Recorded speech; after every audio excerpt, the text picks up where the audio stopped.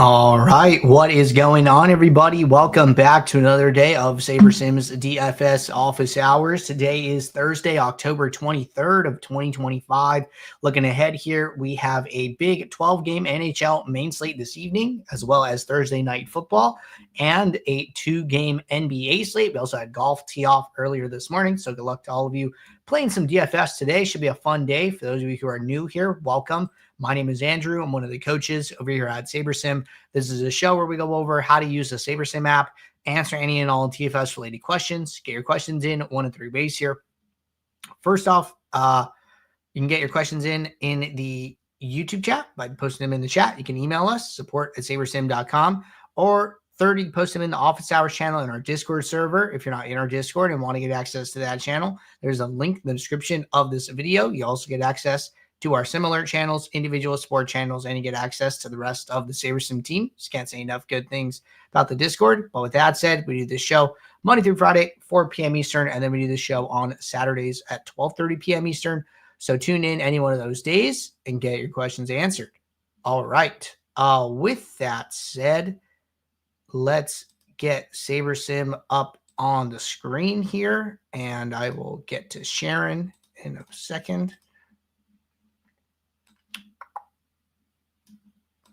All right, there's that.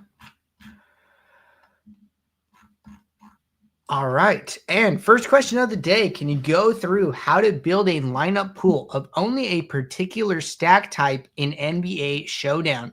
For instance, in NHL Showdown, if I want to look at a lineup of only 5 stacks, I can simply click the 4-2, 3-3, and it gives me a pool of 5,000 lineups with those stacks. In NBA, I tried that, and the pool had 11% 5 stacks, and the rest were 4-2 and 3-3. Perhaps we're only 580 viable 5-stack lineups, but why is it even putting the other stacks in the pool? Okay, good question. I'm not sure why you were experiencing this, so let's just go over to a showdown for NBA for tonight. So there's a couple different ways I would think about doing this. Just so you guys know, rules work better than unchecking stack types do. I'll explain why. So a rule basically goes in, if we think about like the process of you clicking build lineups to the lineups being generated, right? We think about that process like end to end. Rules go in at the beginning, okay? Rules are like the first thing that gets sent. Like, hey, we got these rules, guys. You know, we gotta hit these, okay? Now, where unchecking stack types comes in, it actually comes in at the end of the process, okay? So, like, what happens is the lineups get built. The lineups try to go into the pool, and then SaberSim says, oh, wait, we actually can't put this lineup in the pool. This lineup has been unchecked. Well, sometimes what can happen, at least in my experience, the way I've seen this happen, is the pool will not get to the number that you requested before the build times out. So like there's like a timeout on the builds. It can only run for like so long before the build ends. Well, what if the builder keeps generating 3-3s? So it generates a 3-3, we trash it. Another 3-3, we trash it, we trash it, we trash it. We're generating all these lineups and then having to get rid of them. Same thing for the 4-2s, right? We basically are building lineups and only accepting the 5-1s. So that can only be a small portion, right? That's the other way I've seen this work. I say that to say I think rules just end up being better. If you only want 5-1s, for instance, right? I would just write a rule, and I would probably say group auto. No, I would maybe do a stack. What would I do?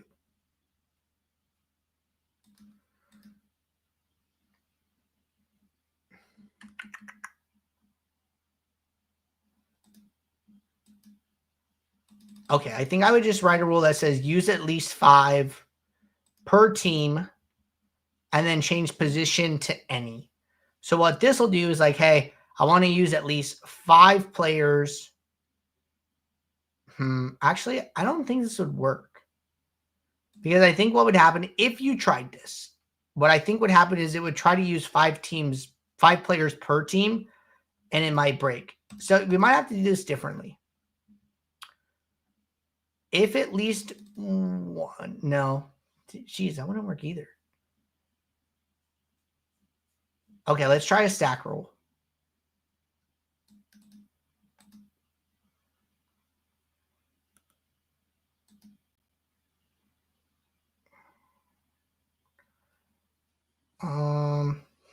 There's not an any here.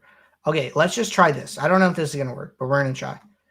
We're just going to do a stack basic, stack at least 5, and we're going to click save.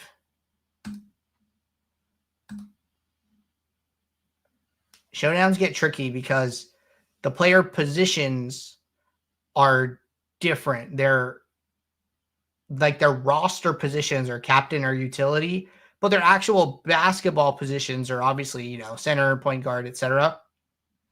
Good news is that the lineups are actually building. So when the lineups are actually the progress bar is like going up, that means we didn't break anything. So like that's always a good thing.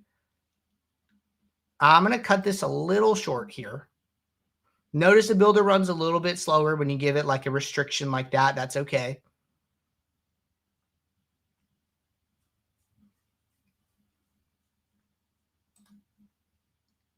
Okay.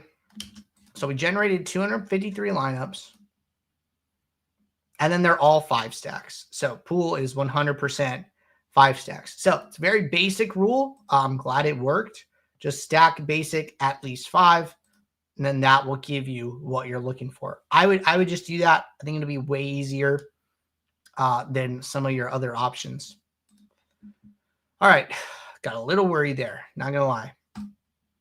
All right, next question. Can you break down the 2-game NBA slate versus the 12-game slate and break down the flashback? Give some tips on where to find EV. All right.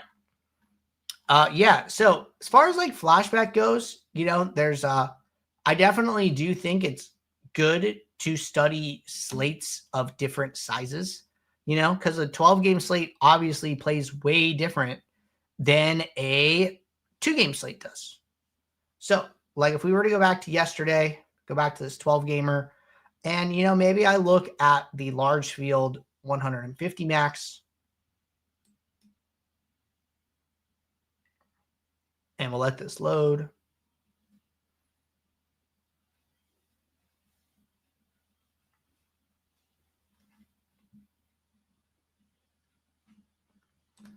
While we wait for this to load, I'm going to answer this next question. Just out of curiosity, does the data show Saber members that users win more with the Ultimate Saber membership versus Classic membership?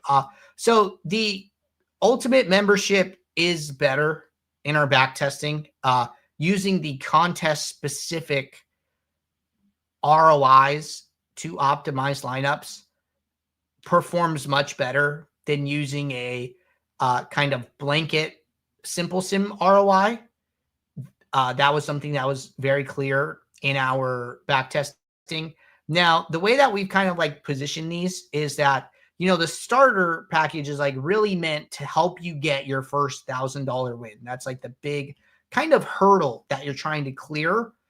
And after you do that, after you get that bankroll growth, after you get that first 4-figure win, that's really when we would encourage you to consider moving up to Ultimate. So think about it kind of along those lines. All right. So we're looking at the 12-gamer, right? And maybe I just want to look at people who 150 max this. I want to sort by sim ROI. So some of the highest sim ROIs, like somewhere above 100%, 80% are like all like really good numbers.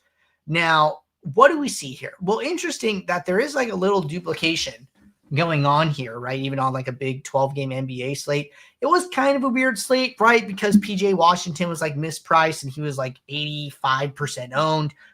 You know, you're obviously not going to see that regularly. So kind of took a 8-man lineup and turned it into like a 7-man lineup, right? And then that's almost really close to like a showdown lineup, which is like 6 players. So I think last night was a bit of an anomaly in that regard. Now, as far as what do we see? And the best thing, in my opinion, is to kind of look at some high sim ROIs and then look at some lows. So like what I'm noticing here is these high sim ROIers, okay, their average projection pretty high, 49.7, 49.8, 49.9, low, very low dupes in general. And then a sim average score, I don't know, somewhere between 266 and like 272, right? I see like a 266.9, maybe even 267. We'll say 267 to 272. Okay. So I'm going to write this down. 267 to 272. Low dupes, high salary. All right. And then if I go look, I'm just going to scroll down. Maybe I'm looking at somebody who's like even, right? Very like neutral sim ROI, kind of in this range. And what do we see down here, right? Well, first off, the first thing I see is a lot more duplication. 6 average dupes, 7 average dupes, 3 average dupes, 5, 2, 1. And then the users who are unique, well, I see lower sim average scores, 262, 263, right? So 258. So right off the bat, I can see some differences. I can see where the differences are coming from. Like, hey, these users are duping too much or they're playing too low projected lineups. They need to have higher sim average scores and lower average dupes. Sometimes just comparing like, hey, well, what do the top lineups look like from like a macro perspective? And then what do lineups that are lower sim ROI look like from a macro perspective can give you some valuable insights. So that's what I'm seeing here on like this 12 gamer. So those are things I'd be aware of. Now going over to the 2 gamer, right, from the day before, we have another 2 gamer tonight. So good time to kind of look at this.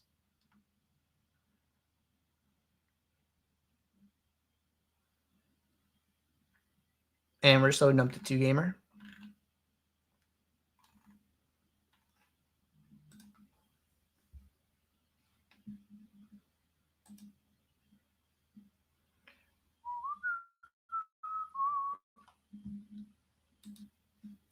All right, here we go. Okay, so we'll go to the opening night tip-off.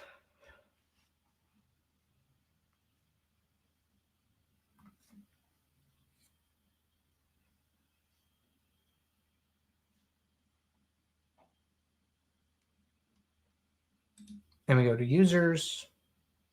All right, so we're going to look at 150 maxers, sort by sim ROI. All right, so what do we see on this 2 gamer, right? Well, I think it's very, very clear to me that duplication on 2 gamers is massively important, right? Like extremely important. 18 average dupes, 10, 13, some single digit.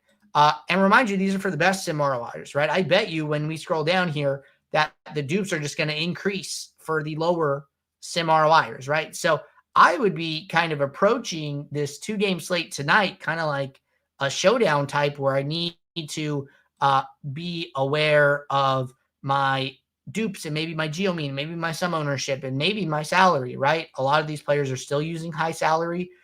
So makes me think maybe salary adjustments aren't the best here. But there's a couple different approaches, right? Some of these users who still have like high sim ROIs, they have, low dupes, low projection, right? 2 average dupes, 233 sim average score. And then some users have 18 average dupes with 239 sim average score, right? So you can kind of take it on like both sides of the spectrum, the low dupe, low sim average score side, or the high dupe, high sim average score side. So, and then as we scroll down, the dupes just kind of get higher, 35, 40, 19. I see a lot more double digit numbers as we scroll down, like, and go lower and lower on the sim ROI. So it's always about just kind of balancing those things. And we see it, on the 12 gamer, we see it on the 2 gamer. So those are the things I'd be thinking about, but definitely would recommend diving into flashback and studying different slate sizes and kind of putting some notes together and, keeping those handy when you see a slate and you can't exactly remember what you need to do, right? These are your process notes and allow you to make informed decisions. All right, next question. Is it better to go with straight SaberSim lineups or should we make some modifications based upon other sources? If so, what percentage should be modified? Okay, good question. So let's go back to today. because the slate hasn't played yet.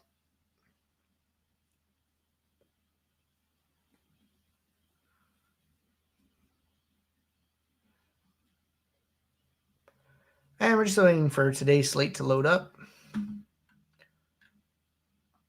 Looks like Snowman changed his name. Good morning. What's up, Snowman?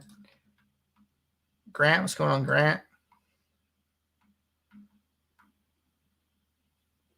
Jerry said, appreciate the info, but on Ultimate since day one, was just curious. Yeah, no problem.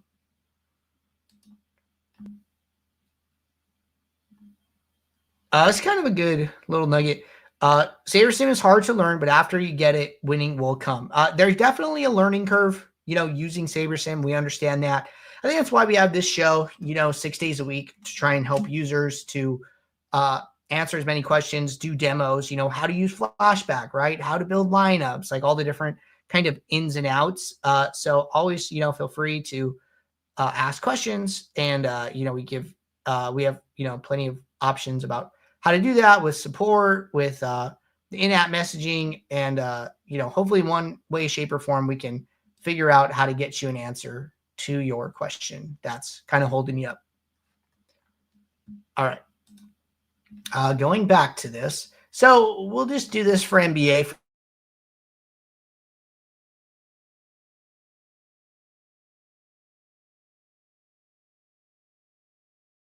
Remember the question was asking about, should we just take SaberSim's lineups, or, should we make modifications? It is totally fine. Totally fine to just take the lineups that SaberSim gives you. Remember that these lineups are going to be different for every other user because of the way our optimizer works. It's not a traditional optimizer. It's like a smart optimizer, randomly sampling our sims and using different sets of sims for different users. And there's like exponentially high number of combinations of sims that we can pull. So you have no higher chance, in my opinion, of duplicating with another SaberSim user as you do with any user in your contest. Like whenever I talk about duplication, I'm not talking about like within the small SaberSim community. I'm talking about with all the users in the contests that you are playing. So it's totally okay to take the lineup SaberSim gives you. Now, if you are doing research outside of the app and you want to account for it, it is okay to do that as well. You're like, hey, maybe you're looking at other sources. Maybe you're reading stuff. Maybe you're listening to stuff. Maybe ball. Maybe you've seen this or that before and can remember the last time it happened. We give you the opportunity to account for those things, right? And mostly in the form of min and max exposures.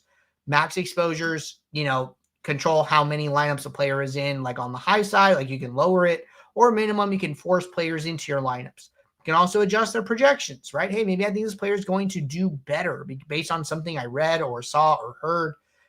So you can increase their projection to tell SaberSim, hey, no, I actually think this player is going to score X points instead of Y points, right? So, take advantage of these editable columns.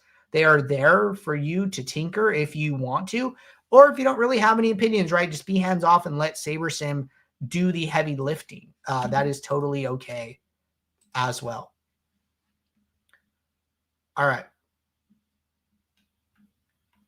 Next question. Should I sort lineups using the old Saber score or regular Saber score options? So the reason that we introduced the new Saber score is because we did some back testing and the new Saber score is actually better than the old Saber score. Okay. So we would recommend using the new Saber score over the old Saber score. And then also, just so you guys know, in case you open up your pool, you see that the pool is sorted by old Saber score here. That actually is not a problem. Okay. The way the pool works is different now. The pool is just kind of, think of it as separate from your lineup groups, right? The pool lives like over here and the groups live like over here, right? The groups grab the lineups in the pool, take them back, and they resort the lineups themselves. So each group is grabbing the lineups in the pool and resorting it based on whatever is listed here, right? So even though the top pool is sorted by old Saber score, well, guess what? I'm resorting the lineups by projected score. Okay, great. And now I'm resorting the lineups by ownership, and I'm like changing them on the screen, right? When I'm using portfolio, I'm using new Saber score automatically, right? So the pool sorting, not as important as it once was. All right, next question. If I use TrueDFS projections with your SaberSim for NBA and for late swap, you don't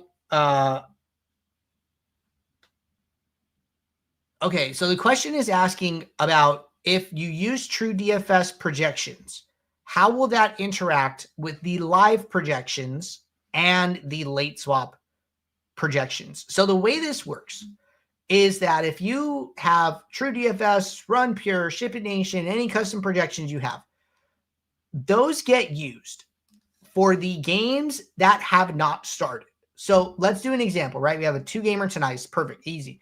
Let's say I upload projections, right? And I upload them and I have a bunch of, red and green boxes here, right? So these are all your custom projections, okay? You build pre-slate, then you go to late swap, right?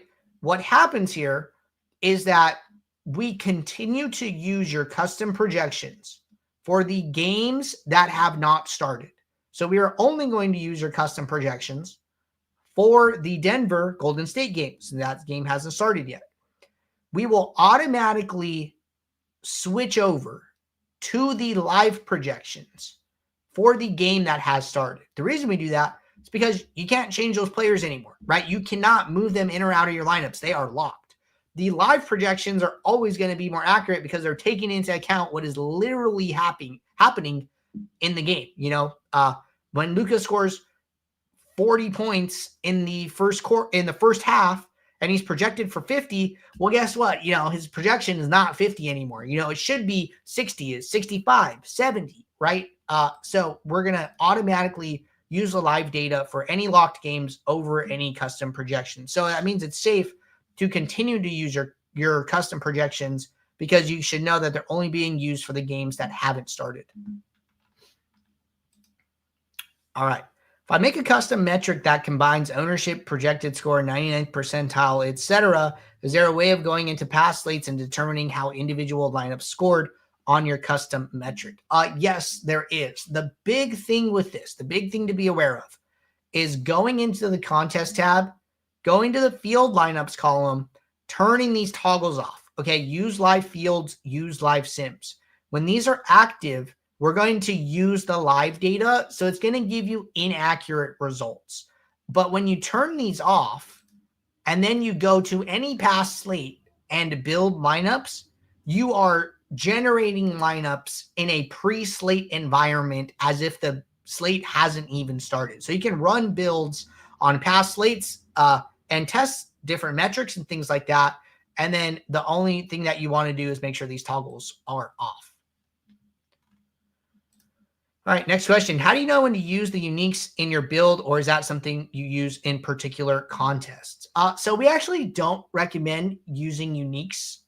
We recommend using the portfolio solver. So like when you load up SaberSim and you go to build lineups, the groups that you see, and I'll just like delete this one because I messed around with it, will automatically switch to portfolio. You can manually change it to uniques if you want, but it's not our recommended lineup sorting metric, so to speak here. So portfolio is better than uniques based on our back testing. So we would recommend sticking with that. All right. Is there a way to keep modified player projections when going from build to late swap? Yes, there absolutely is. So when you're in late swap or when you go to late swap, okay, don't click on the late swap button right away.